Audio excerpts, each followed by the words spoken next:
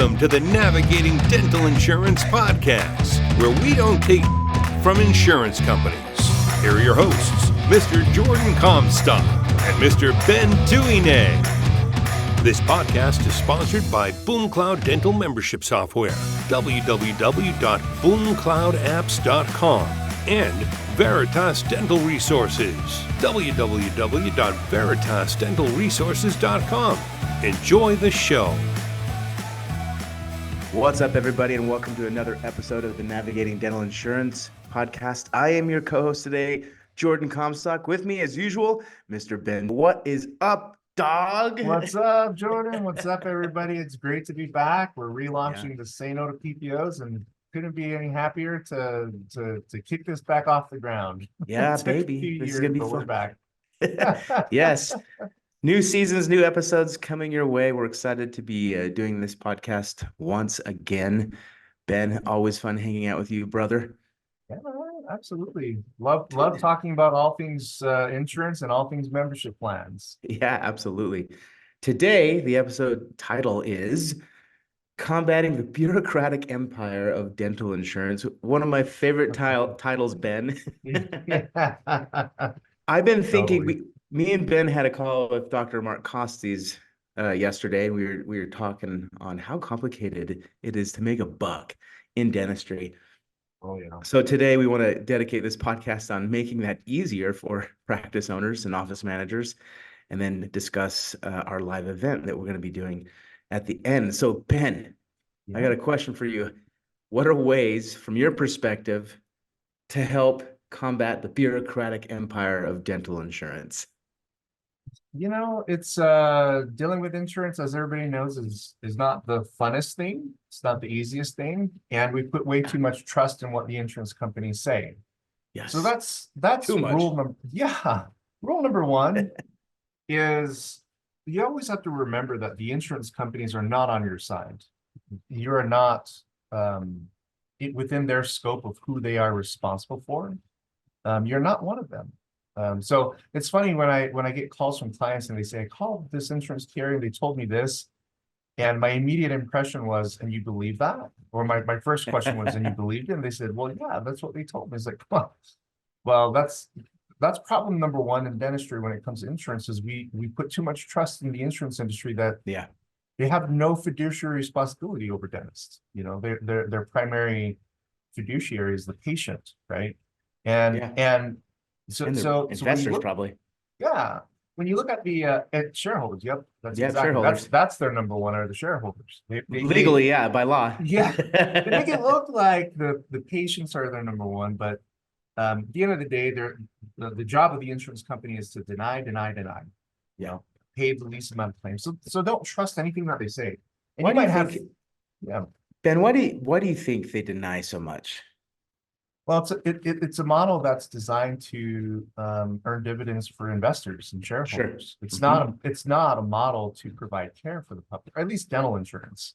I may get sued by that statement, but to the insurance industry, show me that I'm wrong. Show me that your focus is number one, patient care, right? Yeah. And that includes compensation for the providers, the doctors that are performing Part the of patient treatment. care. Yeah. And they're the ones that are ignored the most, you know, when it comes to the dynamics of insurance patients and providers and dentists or doctors, right? Yeah. The doctors are the ones that are ignored the most, you know? And so it's, you know, so it's a business model. It's not necessarily one that's honorable in the sense that, yeah, we're going to create insurance to take care of people, take care of the public, get people healthier. No. It's more so the numbers work for us to have a really good model for investors. So let's make the numbers look good on Wall Street, and all the while we're neglecting what the patients need and what the doctors need to get people help. You know, so it's a vicious cycle. Yeah, it is a vicious cycle. Yeah. So it's hard to make money because of insurance. Complicated. Number one, we shouldn't trust everything an insurance companies say. So think due diligence. Whatever they say or do some of your own due diligence. Oh yeah, of yourself. Yeah. A good example is years ago we had you remember Melissa Dunham? Yes. She came out to several of our meetings or events. Yes. What is she doing these days? I'm not sure. I'm gonna reach out to her. It's been a long Yeah. time. But interestingly, she had a fight with United Concordia because United Concordia was making a determination on EOBs, explanation of benefit statements, that were against their own policies. And so Melissa pointed that out to United Concordia and said, hey, on these buildups, it indicates that all you need is X, X, and X in order to unbundle the buildup from the crowns. And United Concordia said, well, no, our policies say X. And she's like, no, she sent them a copy of their policy saying, this is what you sent me as your policy. And you know what United Concordia did? What? The next day, they edited that policy on the bill. Jeez. They changed Not it. anymore. We're changing. Yeah.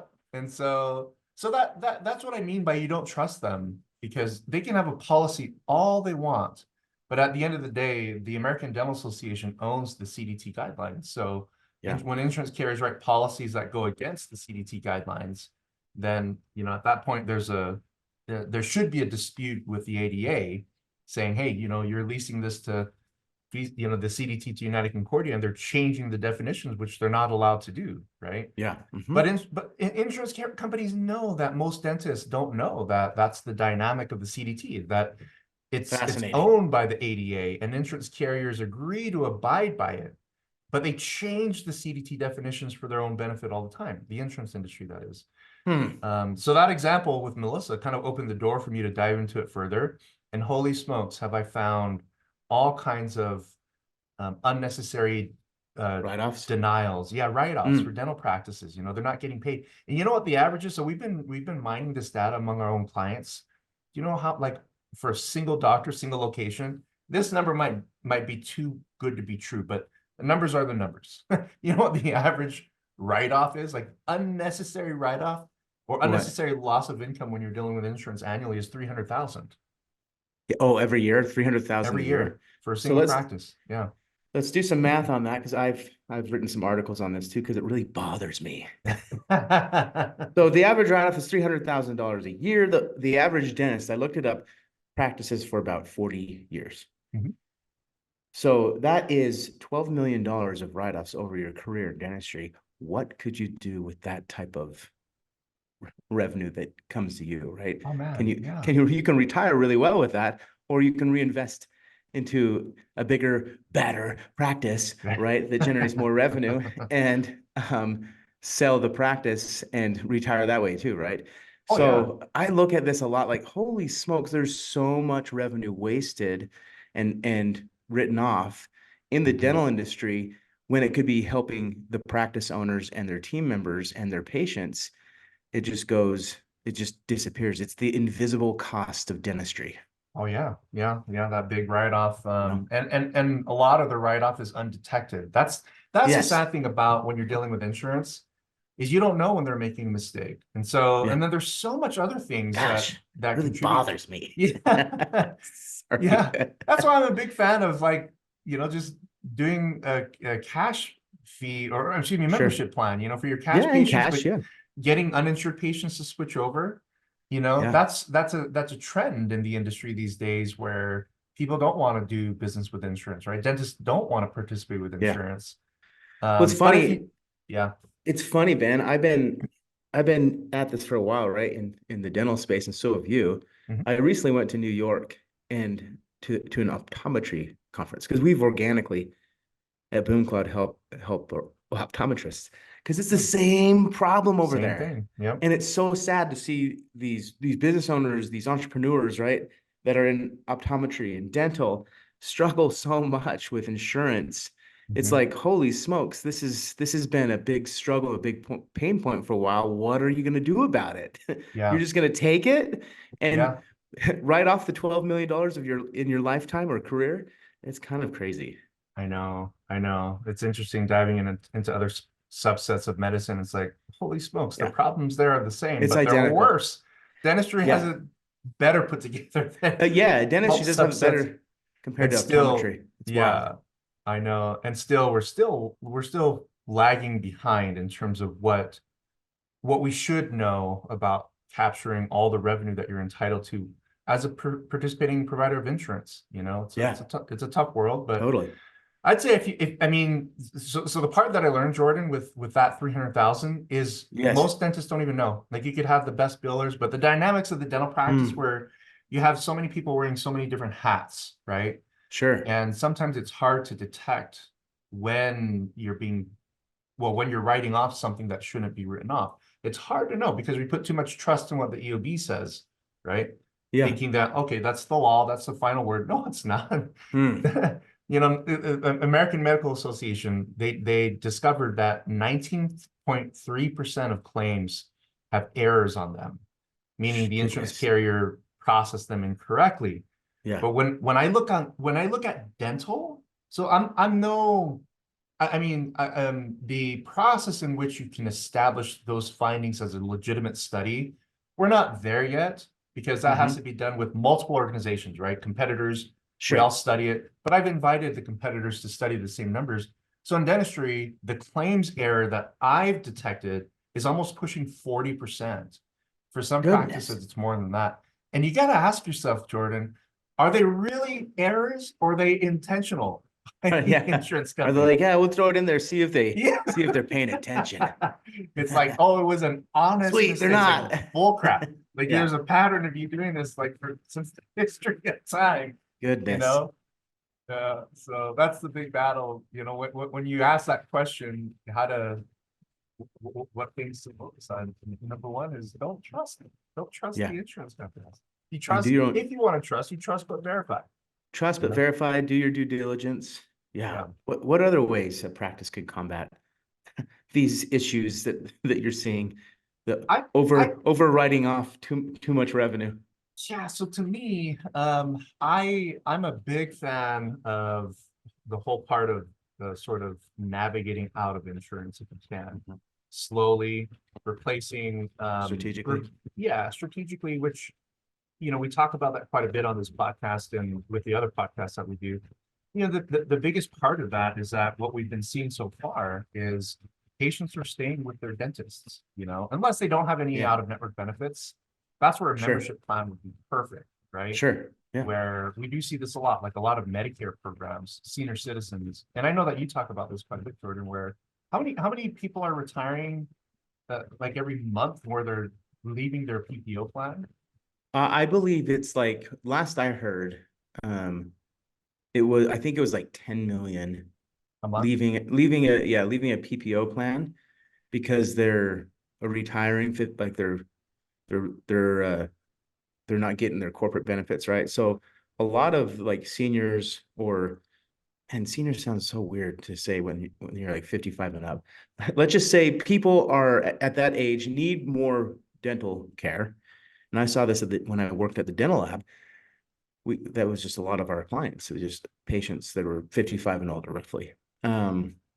That came in from dental offices, and often they lose their insurance benefits because they're retiring or they're self-employed Mhm. and retiring as well, and aren't really paying for dental insurance, at that stage of their life, and they need more care.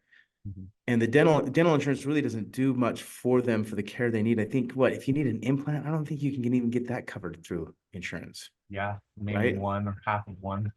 Half of one, yeah.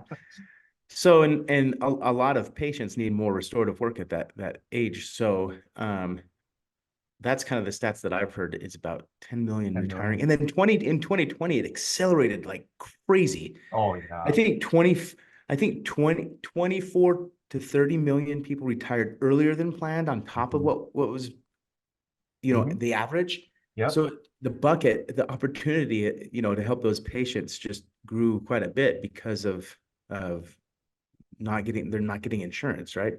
Yep. Some of them do, obviously, So that but makes perfect sense because what we've seen among the retirees is that the Medicare plans in dental have exploded. They've really skyrocketed since 2020. interesting. And I haven't been able to really put my thumb on it other than the fact that, oh, more and more dental plans are creating their Medicare Advantage programs for senior citizens. Mm-hmm. And consequently, we're seeing more senior citizens on Medicare Advantage plans, which to me is a big opportunity loss for dentists. Yeah, does Because it cover much? no, I mean, you're paying like 35 Almost to worse. 55 a month for a $1,500 or a $1,000 annual maximum. Yeah, so it's the And same. It's kind of the same. when you do the math on that, that's a fully insured plan. So for those of you that see a lot of Medicare patients, this is one of the reasons I'm going to do a pitch on for membership plans here in a second, mainly because Thanks, Ben. so this is what I've been seeing is Delta, Humana, United Healthcare, like almost every one of them, Aetna, Cigna, have created Medicare Advantage plans, a lot of which have started around 2020, 2021. Mhm. And what you're seeing is a lot of retirees leaving the PPO space and going straight to the Medicare space, which is basically the PPO and dental. And Sure. the loss ratios, so the percentage of what Medicare patients pay, because it's pretty much considered sort of a fully insured plan, right? It's not a group plan. You're fully insuring that. So out of that, the funds that they pay, for every dollar they pay for a Medicare dental plan, Mhm. between 40 and 60 cents actually go towards the benefits. So the question becomes, Why is don't that you an just fund it efficient- yourself? Yeah. Yeah, is that an efficient way to manage your dental care? Is to No. pay a third party 40 to 60 cents on the dollar to manage your benefits, rather than you Hmm. should have 100% go to the dentist by doing their membership plan, right? So if Yeah. you're a dentist and you do see a lot of senior citizens, I highly recommend the development of a membership plan, because that 40 to 60% that you're not seeing, and plus a lot of that the patient doesn't have to pay, you could recapture a lot of that and have the membership fee for the patient be less than Oh, what you're yeah. paying on the Medicare side of things, and they'll get more dentistry out of it, right? Yeah, it goes directly to the patient. There's no fluff, right? Mhm. You know, Yeah. unless the patient doesn't use it, which that's their choice. But when I think about this model, especially with the baby boomer population, you know, retiring more and more, it's a massive generation. And they still need dental care, need help. I think when I do the research, I do a lot of internet marketing research, and I find that there's literally hundreds of thousands of people every month, and I haven't even gone through all the keywords that people are searching for, that are searching for a dentist that takes that works with patients without insurance. Mhm. It's wild to me. And we've built on BoomCloud, we've built the dental marketplace to start to capture all those patients, searching and funnel them through to our practices at BoomCloud that have membership plans. Right, we're trying to capture it for our practices because we can do nationwide marketing. We're really great at it online. And it's fascinating how many people are searching for, you know, dentists that will help them without insurance, right? Mhm. And another thing I'm thinking, Ben, like you and I and Mark talked last night on this, it's really bothering me. The amount of it costs money to acquire new patients. We all know this. You have to do marketing and you have to convince the patient to work with your practice, right? Oh yeah. Yeah. So marketing and sales in the traditional business model. So there's a cost to acquire patients. And then what's really bothering me is the cost to maintain the patient and to the cost to continue to acquire new revenue from when those patients, meaning the admin costs to work with insurance. It kind of bothers me because typically how great business models work is you pay the cost to acquire through your marketing and sales teams. And then you may have like in BoomCloud, for example, we have a support team, but that doesn't cost me any new money Mhm. to generate revenue. You know, our subscription from our software doesn't cost me new money. It's just it's a static cost. Where in dental, it's a dynamic cost that every time a new patient comes in, there's a cost to acquire that new revenue from that patient. It really bothers me, meaning your customer acquisition costs is never relieved over a period of time, right? And that really bothers me because of what insurance does to practice owners. And if you're a practice owner, if you think the way I'm thinking here, you would be really bothered too, because that's not how it should work. You should be able to acquire patients and not have these new costs to, you know, generate that revenue and make sure you get paid and make sure you're not getting tricked by the insurance companies, you know, or it's kind of wild to me. So yeah, I think one of my ways to combat is two things. You've got to turn on a marketing engine that actually produces new patients. Mhm. I'm a marketing guy. I love marketing. It's all I do here with my marketing team at Boom Cloud. So you need good marketing, period. And all marketing is education and content to inspire the patient to work with you. Yeah, That's all it is. It's pretty simple. absolutely. No, I love that. I think that's huge there. All those things that you mentioned.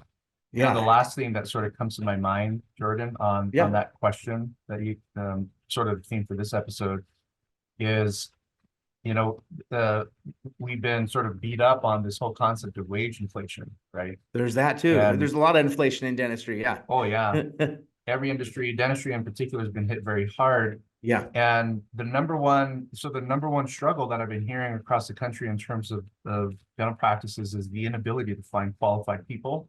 Mm-hmm. Sure. To me, it's more so the inability to offer a wage that is in the criteria of what people are looking for, right? Which is very Yes. high and very uncomfortable. A good example is hygiene. So hygienists, the wages, a lot of times when you stack that up against a typical hygiene visit, you're either breaking even or losing money, right? Sure. And to me, it's a mistake simply because when you look at hygiene, the number one thing that's missing with hygiene is the coding side of things. Sure. I've been to so many hygiene lectures, and you know that whole dynamic of understanding patient interaction, you know, the clinical components, especially with periodontal protocols. Mm-hmm. But the one thing that's really missing with hygiene is coding, is the interaction and pairing. Are they just not doing coding? They're not doing it properly in majority of practices. Fascinating. So a good example is, you know, some hygienists on a daily basis would make anywhere between $600 to $1,000 in revenue for the practice, right? Mm-hmm. And that's under the limitations of a PPO plan, right? Where some hygienists make $300 to $500 an hour because of the fee limitations when you're in network with insurance. But when you look at it correct, like when you're actually billing correctly on the hygiene side of things, it's not uncommon to see hygienists produce 2,500 to 5,000. 5,000 is sort of on the anomaly higher end. For somebody's might be listening and say, no, that's our norm. Well, you're doing better than most. Yeah, you're above the average. Yeah. But you know, the hygiene production on a daily basis doesn't always have to be limited by the contractual limitations of insurance and fees. It's more so how you're coding and how you're communicating and conveying with patients that really allows you to produce at that 2,500 level or more on a daily basis. And you know what? You know, I'm not the authority on hygiene, but I am somewhat good with coding. Yeah. That's what I hear. Yeah, I understand. Word on the street. Right? Yeah. So what we're gonna do is we're gonna bring on Jen. Jen is one hygiene coach that we use. Sweet. And the best thing about Jen in terms of this discussion is that she's a hygienist, but she's also a coder. She's a biller for both dental and medical. And so when you have that understanding, you could easily see the vision as a practice owner on how to get the hygiene department on a per hygienist basis to be profitable with today's wages, but also with the right billing and coding protocols, which to me is a missed opportunity in 99.9% of the dental practices out there. Ben, I would imagine that because I hear people talking or practice talking that hygiene isn't profitable, but it can, like you said, it can be. Oh yeah. And what I've seen, at least with our practices that implement a membership plan, and a way to combat not only insurance issues but wage inflation, is to increase your predictable recurring revenue, because that could pay for your costs rather quickly. We have practices that I've seen soar from $500,000 a year in predictable recurring revenue from their membership plan to over $1 million. Yeah. You know, and I never thought that would happen when I started Boom Cloud. I had no expectations, which is always good, right? Yeah. You're always happy with low expectations, right? That's right. But let me to combat wage inflation and dental insurance, you scale your membership plan and make your hygiene department profitable, right? That's an aspect of it. In addition to the proper coding and just production. If your hygienists aren't producing, like you gotta look at those numbers and make sure they're producing more. They're bringing in more revenue than what it costs, right? acquiring customers and, making sure that your revenue per patient is covered and not, break even. That's not a fun business to run. Trust me, sure. I've ran one of those before. Stressful business model. You Yeah. can't even have fun on vacation because you're so stressed about your No, numbers. that's not fun. Yeah. So Ben, let's talk about our event we're doing with Mark Costes. We'll be posting some links in our show notes for the live event and then of course the recording. But Ben, why don't you talk a little bit about that? We had a fun meeting yesterday with Mark. Yeah, absolutely. So we're gonna the webinar is gonna be on April 22nd, which is a Monday, and it's gonna be in the evening from Mountain Time perspective, from 4 p.m. Mountain Time to 6 p.m. Mountain Time. That's 6 p.m. Eastern to 8 p.m. Eastern, and then 3 p.m. Pacific to 5 p.m. Pacific. I think I missed Central, but I think you guys can. You can figure it out, your yeah. time Google zone. it. Google it. Yeah, and so the topic that we've decided to cover, well, there's a few. So the main theme is increasing income without increasing production. So Yes. Dr. Costas, Mark Costas, is going to be hitting on that, well, extensively in the sense of his professional. I mean, he used to own 10 practices, Yeah. and he still, so he sold his 10 practices, and now he runs a coaching business that still does, 10 million plus a year, probably a lot more than that. It's a big business, as a non-clinical entity. It's quite impressive what he's been able to build.